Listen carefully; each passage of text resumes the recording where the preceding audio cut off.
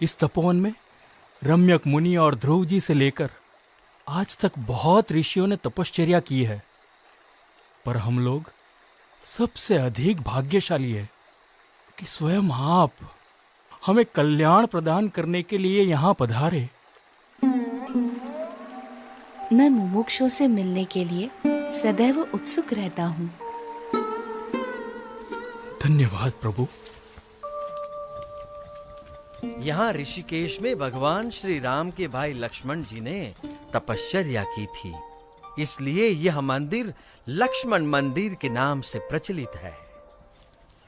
यहाँ उपवित परिवर्तन करने की विशेष महिमा है। मनुष्यों और परमात्मा के बीच का एक मार्ग प्रस्थापित करने के लिए कटिबद्ध और भवसागर में डूब रहे जीवों को उबारने के लिए संकल्पबद्ध नीलकंठ वर्णी ने गढ़वाल प्रदेश में अपनी कल्याण यात्रा को आगे बढ़ाया।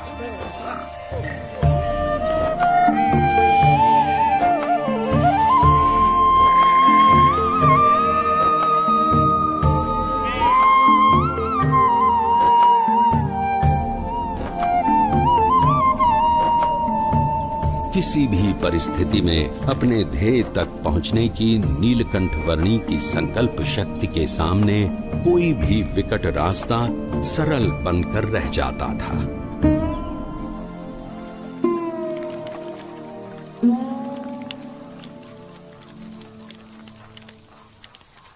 अरे उस बच्चे को देखो, इतनी ठंड में इतने कम कपड़े, ये जिंदा कैसे रहता होगा?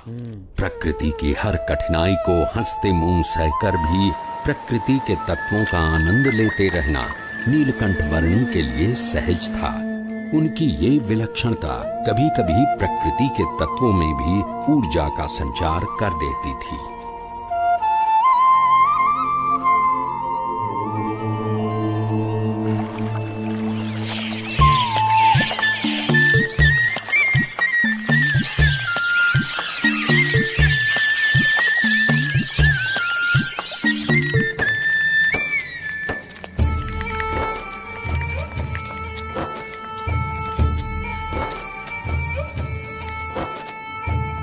ये मनभंग पर्वत है और वो चित्तभंग पर्वत, और वहां दूर नदी के किनारे जो दिख रहा है वो है श्रीपुर गांव। उस रास्ते से हम ऊपर केदारनाथ जा सकते हैं।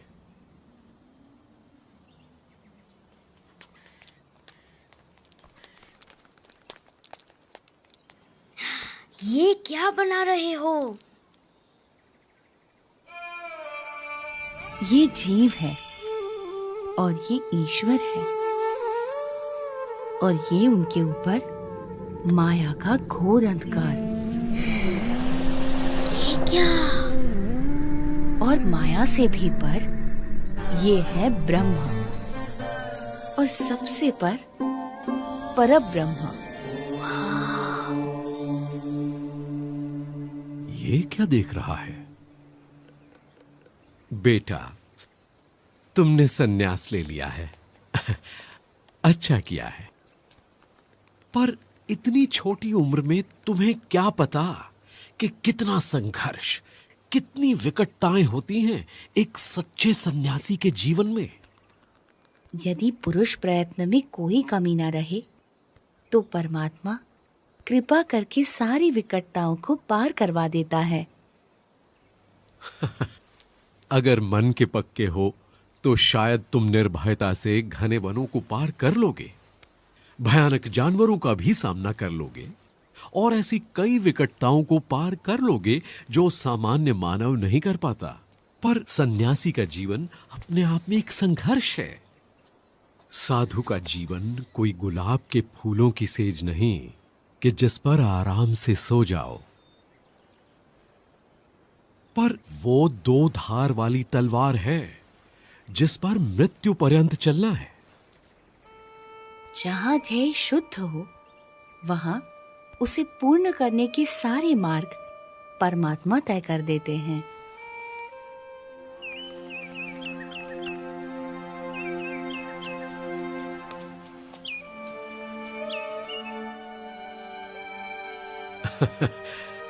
बच्चा है पर मन का पक्का है।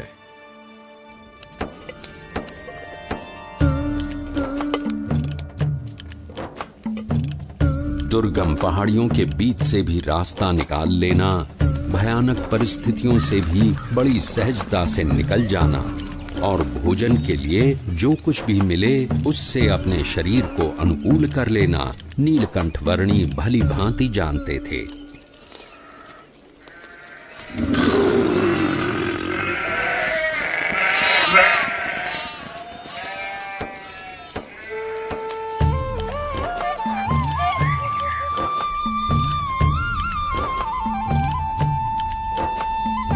अपनी कल्याण यात्रा के दौरान नीलकंठ वर्णी श्रीपुर आ पहुंचे। प्रणाम महंत जी। आशीर्वाद। स्वस्थ तो हो ना? हाँ। प्रणाम। शुभम भवतु। कल्याण। ईश्वर मंगल करे। बाल योगी है, सुबह से यहीं ठहरे हैं।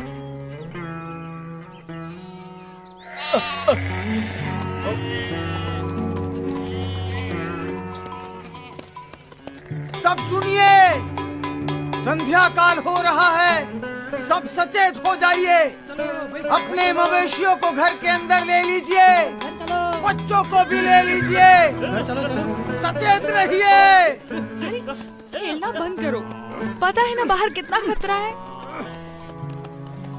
घर का ताला अंदर से बंद कर लेना, कोई बाहर ना निकले, ध्यान रखना। चलो चलो जल्दी करो, चलो जल्दी जल्दी सब कुछ अंदर रख दो। चलो चलो जल्दी करो। मैंने इस तरफ के दरवाजे बंद कर दिए हैं। भी सब बंद कर दिया है। चलो जरा जल्दी करो। चलो चलो जल्दी करो। पीछे के सारे दरवाजे भी बंद कर दो। हाँ भैया। अरे कोई खिड़कियां भी खुली मत छोड़ना। अरे सामान आने के बाद अपने सभी लोगों को अंदर बुला लो, कोई बाहर ना रह जाए। बेटे, मैं इस कमलेश्वर मठ का महंत हूं। अंधेरा हो रहा है और रात बहुत डरावनी होगी। मठ के अंदर आकर रहो। अंतर का उजास बाहर के अंधेरे से डरने ही नहीं देता। अच्छा, अगर मठ में रहना नहीं चाहते हो तो फिर श्रीपुर गांव में कोई और ठिकाना ढूंढ लो, लेकिन यहां मत रुको। मैं बस्ती से दूर एकांत में रहना अधिक पसंद करता हूं। लेकिन यहां रुकने में खतरा है। यहां रात में खूंखार जानवर आते रहते हैं। इंसान हो या मवेशी, किसी का भी शिकार कर लेते हैं। यहां रात की हवा में मृत्यु मंडराती रहती है। तो आपका कहना है कि मृत्यु आपके मठ में प्रवेश नहीं कर सकती? क्या आपके किवाड़ या दीवार मृत्यु को रोक सकते हैं? मृत्यु को तो कोई नहीं रोक सकता मेरे बच्चे, लेकिन सामने से मृत्यु को गले लगाना भी तो उचित नहीं। यदि मृत्यु को कोई रोक ही नहीं सकता तो उससे डरना भी क्यों? जीवन से मोह ही भय का कारण है। जहां मोह नहीं वहां भय नहीं। तुम बालक भी हो और योगी भी। अब बाल हठ और योगी हठ दोनों को तो मैं नहीं छुड़वा सकता। वैसे मठ में सदैव तुम्हारा स्वागत है। मन करे तो चले आना।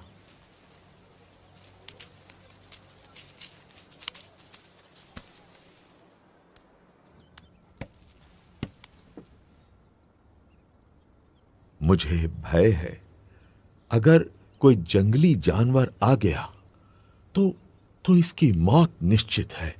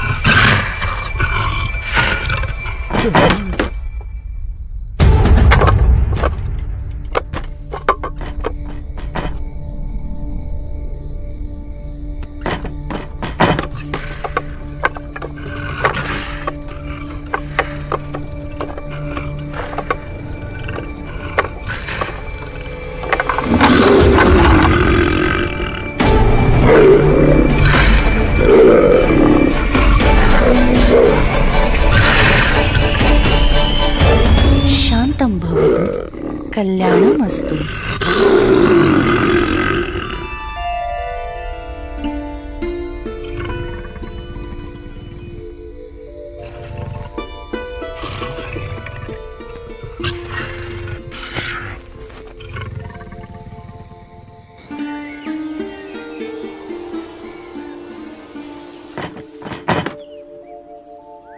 ये क्या? मैं ये क्या देख रहा हूं? अकल्पनीय। जहां दिव्य प्रेम हो वहां भय नहीं हो सकता।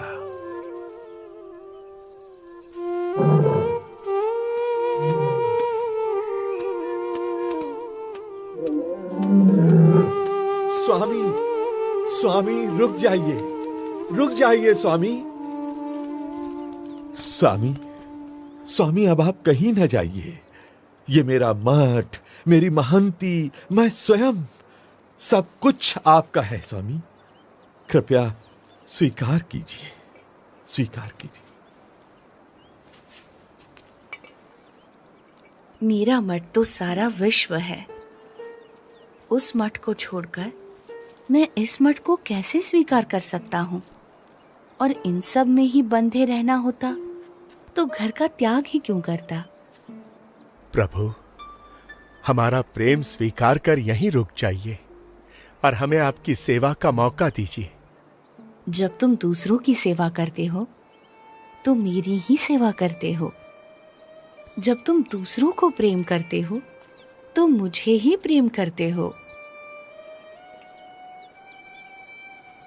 हरेक जीव में बसे परमात्मा के स्वरूप का आदर करना और उस आदर से हरेक को समान भाव से अपनाकर कल्याण के मार्ग पर प्रेरित करना, वो नीलकंठ वर्णी की अनूठी शैली थी। नीलकंठ वर्णी किसी भी प्रकार के भय से मुक्त थे और दिव्य प्रेम से युक्त थे, और इसीलिए कोई भी मुमुक्षु जीव बड़ी सहजता से नीलकंठ वर्णी से जुड़ जाता था।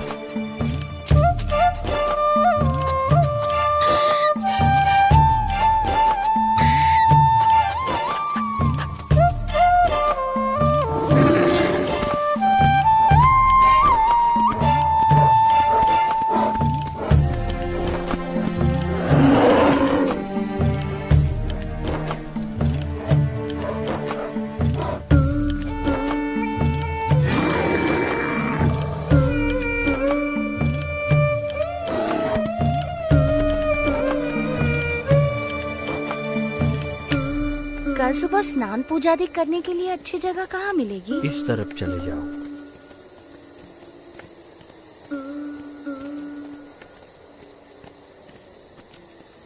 गंगे च यमुने चैव गोदावरी सरस्वती स्नानं करोमि ते जलैः। अन्नं चतुर्विधं स्वादु भोज्यं समर्पयामि।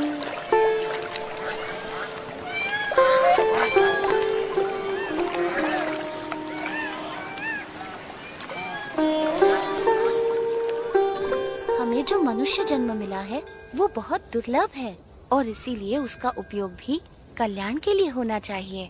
संसार सिंधु करन को नैया, भक्ति हरि की कर ले भैया। संसार सिंधु करन को नैया, भक्ति हरि की कर ले भैया। अंत समय हरि मुक्ति दिलावै, बिनु हरि के कछु काम न आवै। अंत समय हरि मुक्ति दिलावै, बिनु हरि के कछु काम न आवै। अंत समय हरि मुक्ति दिलावै, बिनु हरि के कछु काम।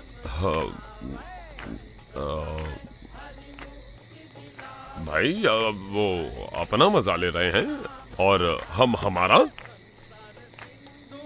उस नशे के सामने ये नशा तो कुछ भी नहीं है। पर इसमें बुरा भी क्या है, मजा आता है। इस व्यसन से अधोगति है और उस व्यसन से उन्नति। पसंद भी आपकी है और निर्णय भी।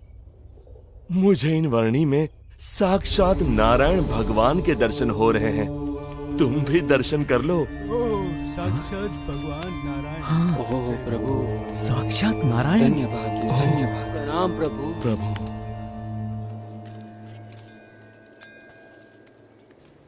मान लो कि तुम यहाँ केदारनाथ में हो। ये रहा केदारनाथ, और तुम्हें जाना है यहाँ बद्रीनाथ में। हाँ, ये रहा बद्रीनाथ। अब सवाल ये है कि भाई जाओगे कैसे?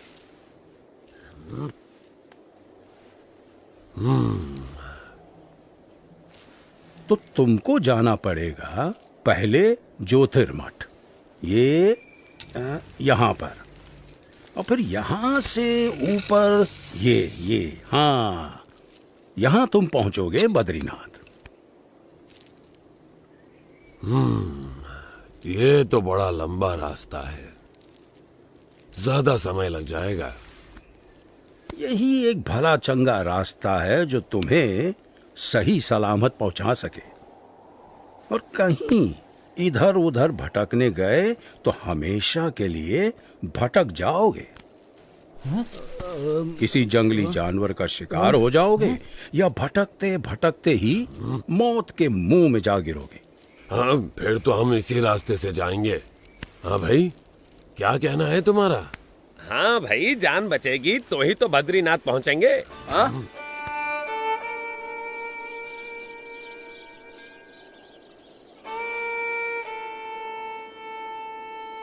थोड़ी देर ज्यादा लगेगी, पर जिंदा तो पहुंचेंगे। हाँ, सही समझे। हाँ भाई, सुरक्षित रास्ते से ही चलेंगे।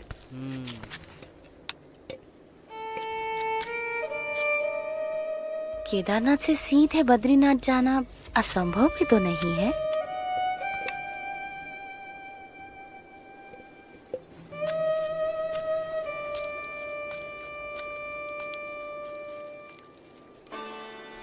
केदारनाथ से सीधे बद्रीनाथ, एक ऐसा मार्ग जिससे गुजरने के बारे में कोई सामान्य मानवी तो सोच भी नहीं सकता था, जहां मानो मनुष्य जीवन का अस्तित्व ही नहीं था। ऐसा कुछ भी नहीं था जो मनुष्यों को जीवित रहने देने का कारण बने। अगर कुछ था तो बस कदम कदम पर खतरा।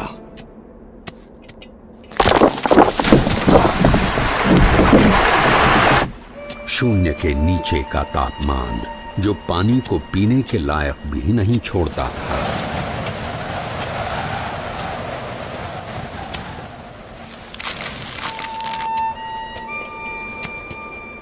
मीलों तक फैली हुई बर्फ जैसे विपत्तियों का महासागर, और हर क्षण मृत्यु का आह्वान।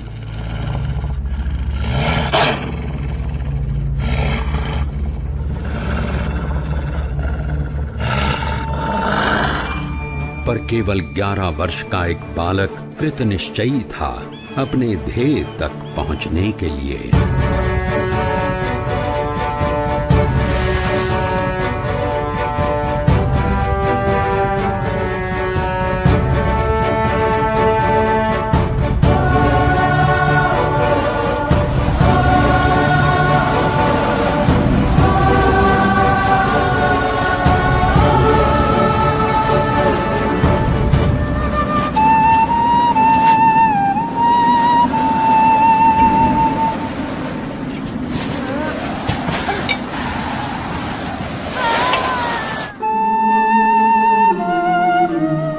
परमात्मनि यो रक्तो विरक्तो अपरमात्मनि